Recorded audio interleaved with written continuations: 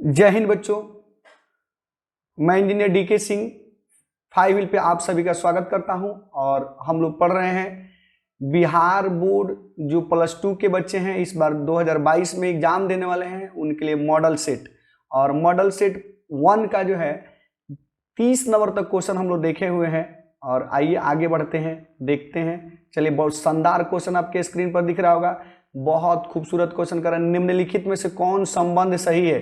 कर which of the flowing relation is correct, बताइएगा कि कौन संबंध। 1U का मीनिंग मैं बता दूं आपको, 1 एटॉमिक यूनिट, एक एटॉमिक यूनिट का वैल्यू कितना होता है, उसी को कुछ लोग 1 यूनिट भी कहता है।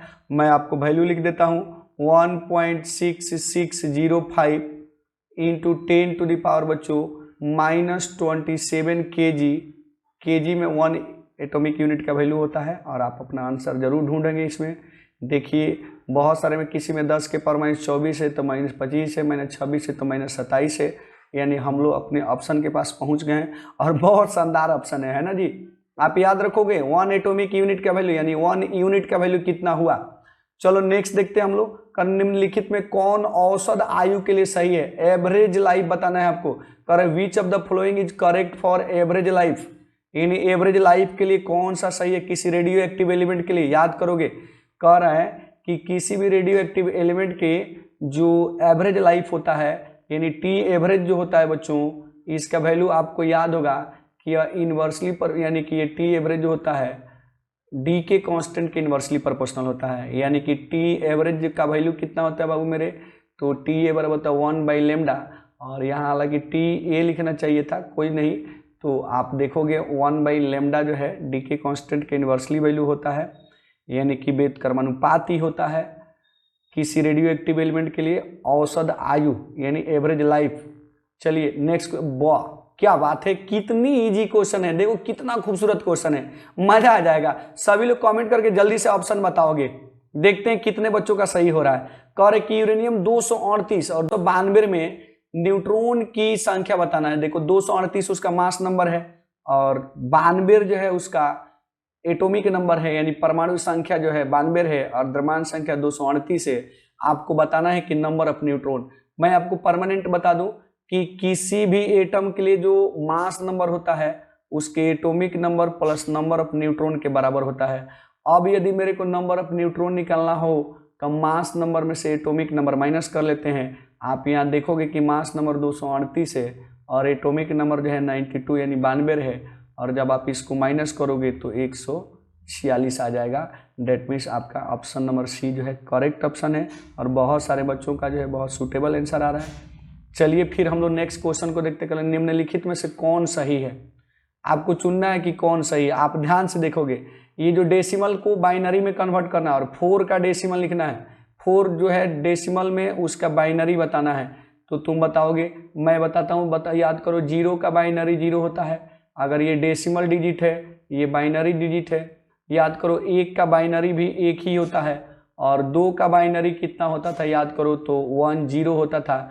3 का बाइनरी यानी 3 का बाइनरी कितना होता है बच्चों, तो 1 1 होता है। और 4 की अगर बाइनरी की बात किया जाए तो 1 0 0 होता है। और यदि 5 की बाइनरी की बात किया जाए तो याद करोगे 1 0 1 होता है। तो इस तरीके से हम लोग अगर 6 की बाइनरी की बात की जाए तो 1 1 0 होता है। एच ऑन डॉट डॉट तुम्हारा ऑप्शन जो है आप ढूंढोगे इसमें 4 की बाइनरी कितनी होगी, जल्दी से कमेंट करके आंसर बताओ।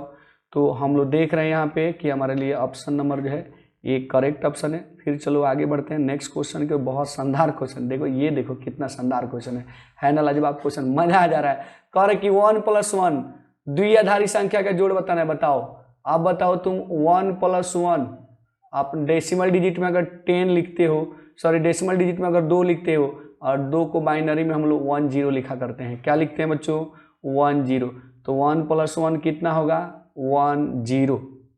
आगे बढ़ते हैं, बहुत शानदार क्वेश्चन, काफी इजी क्वेश्चन। ये देखो और भी इजी क्वेश्चन है। कह रहा है कि और गेट के लिए बुलियन व्यंजक बताना है। सभी बच्चे जो है और गेट के लिए बुलियन व्यंजक बताएंगे। मैं आपको याद दिला दूं और गेट का सिंबल कैसा होता था, याद करो और गेट का सिंबल कैसा होता था। और गेट के लिए सिंबल हम लोग ऐसे बनाते थे, सपोज करो ये इनपुट है ए, ये इनपुट है बी और ये आउटपुट को हम लोग सी लिखते हैं। तो और गेट किसको परफॉर्म करता है बच्चों, एडिशन को परफॉर्म करता है। तो हम लोग यहाँ पढ़ते हैं ए और बी इक्वल टू सी, यानी एडिशन को परफॉर्म करता है, जो भी इनपुट होगा उसको ऐड करके बाहर निकालेगा। तो इसलिए आप जल्दी से कमेंट करके आंसर बताओगे। आंसर आपके स्क्रीन पर दिख रहा है, आप जल्दी से कमेंट करके आंसर बताओ कितने लोगों का सही आया है। चलो नेक्स्ट क्वेश्चन को देखते हैं, बहुत शानदार क्वेश्चन। कह रहे कि चुंबकीय आघूर्ण का यूनिट बताना है। Unit of magnetic moment is, unit of magnetic moment कितना होगा तुमको बताना है। याद करो मैग्नेटिक मोमेंट क्या होता है। तो मैग्नेटिक मोमेंट की अगर मैं बात करूं तो ये करंट इनटू एरिया भी होता है, यानी अगर एक तरह से देखो तो इसका हो जाएगा एम्पियर इंटू मीटर स्क्वायर, और एम्पियर इंटू मीटर स्क्वायर को हम लोग जूल पर टेस्ला में भी कन्वर्ट कर सकते हैं। एम्पियर इंटू मीटर स्क्वायर बच्चों जूल पर टेस्ला भी होता है, यानी जूल और टेस्ला के पावर -1। ये टाइम नहीं है बल्कि टेस्ला है, जूल पर टेस्ला, याद रखोगे जूल पर टेस्ला। आगे बढ़ते हैं, फिर देखोगे कह रहा कि चुंबकशीलता बराबर होती है, बताओगे चुंबकशीलता किसकी वैल्यू होती है, परमीएबिलिटी का वैल्यू कितना होता है। तो ये तो बड़ी आसान टॉपिक्स आ गया यार कि म्यू, मैं परमीएबिलिटी की अगर बात किया जाए, परमीएबिलिटी यानी चुंबकशीलता का वैल्यू तो ये होता है B/BH, B/BH, B/BH आप याद रखोगे, या B इक्वल टू होता है म्यू इंटू H। आगे बढ़ते हैं नेक्स्ट क्वेश्चन की ओर, बहुत बस फार्मूला टू फार्मूला कर कि नमन कोण डेल्टा के लिए कौन सा सही है। तुम याद करो, किसी भी हम लोग बार मैग्नेट को जब फ्रीली सस्पेंड करते हैं, किसी बार मैग्नेट को जब फ्रीली सस्पेंड करते हैं तो याद करोगे कि मैग्नेटिक फील्ड कितना होता है। अगर मैग्नेटिक फील्ड B है तो इस मैग्नेटिक फील्ड B का एक हॉरिजॉन्टल कंपोनेंट होता है। हॉरिजॉन्टल कंपोनेंट को बच्चों हम लोग कितना ले सकते हैं, ये एंगल है आपका डेल्टा, तो ये हो जाएगा B cos डेल्टा हो जाएगा, B cos डेल्टा। एक वर्टिकल कंपोनेंट होता है और वर्टिकल कंपोनेंट को हम लोग B भी लिखते हैं, और B भी का वैल्यू तुम लिख सकते हो B sin डेल्टा लिख सकते हो। और बताओगे यहाँ पे हम लोग vertical component by horizontal component अगर ले लें, यानी इक्वेशन 2 में 1 से डिवाइड करते हैं तो क्या होगा तुम्हारा B sin delta by B cos delta, और B से B कैंसिल हो जाएगा, ये बोले तो tan डेल्टा, यानी tan डेल्टा इक्वल टू हो जाएगा आपका BV/BH। और मुझे विश्वास है कि आपको आपका आंसर दिख गया होगा। और हम लोग चलते हैं अगले क्वेश्चन की ओर। बहुत शानदार क्वेश्चन है ये, बहुत मजेदार क्वेश्चन भी है। देखो बाबू, पढ़ाई सबको टफ लगती है, लेकिन सुने हो ना कि आदमी जब बीमार रहता है ना तो दवा जो है खाना मजबूरी बन जाती है, लेकिन दवा खाने से अगर उसको दिखता है कि नहीं मेरा फ्यूचर सिक्योर हो जाएगा, हम स्वस्थ हो जाएंगे, तो क्यों नहीं खाते हैं, हम खाते हैं। तो वैसे ही है, पढ़ाई तत्काल स्वादिष्ट नहीं लगती है, लेकिन अगर हम इस पढ़ाई को जो है अपने जीवन का एक पार्ट मान लें, स्वादिष्ट बना लें, तो हमारा फ्यूचर जरूर स्वादिष्ट हो जाएगा। इसलिए आपको दवा ही समझ के घूंटते जाना है। चलो आगे बढ़ते हैं नेक्स्ट क्वेश्चन की ओर। कह रहे कि पृथ्वी के चुंबकीय ध्रुव पर नमन कोण का मान होता है। जल्दी से कमेंट करके बताओगे सभी बच्चे, यानी कि आपको बताना है angle of dip at the pole, मतलब अर्थ पोल, अर्थ के मैग्नेटिक पोल पर जो एंगल ऑफ डीप का वैल्यू कितना होगा। मैक्सिमम बच्चों का जो है बहुत करेक्ट ऑप्शन आ रहा है। आप याद करोगे एंगल ऑफ डीप का जो वैल्यू जब अर्थ के पोल की बात हो ना तो आप याद रखोगे 90 डिग्री। और ये देखिए इसी क्वेश्चन को इक्वेटर पर पूछ दे, ये पोल पर पूछ दिया तो इतना, अगर इक्वेटर पर पूछ दे बच्चों तो 0 डिग्री, पोल पर 90 डिग्री और इक्वेटर पर 0 डिग्री है ना।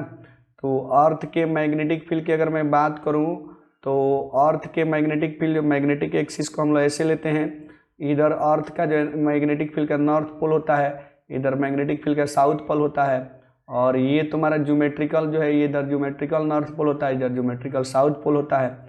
तो इस पॉइंट पर अगर मैग्नेटिक फील्ड की बात की जाए ना तो अर्थ के ये 90 डिग्री होता है, या अगर साउथ पोल पर भी देखा जाए तो 90 डिग्री होता है। यानी यहाँ से जो भी मैग्नेटिक फोर्स अप्लाइंस ओरिजिनेट होती है और यहाँ पे टर्मिनेट होती है, ये इस पॉइंट पर अगर कोई पॉइंट चुना जाए तो इक्वेटर के आसपास में जो है ये पैरेलल होती है, यानी पृथ्वी के सरफेस के साथ इसकी एंगल 0 डिग्री होती है, और यहाँ पर इसकी एंगल जो है 90 डिग्री होती है।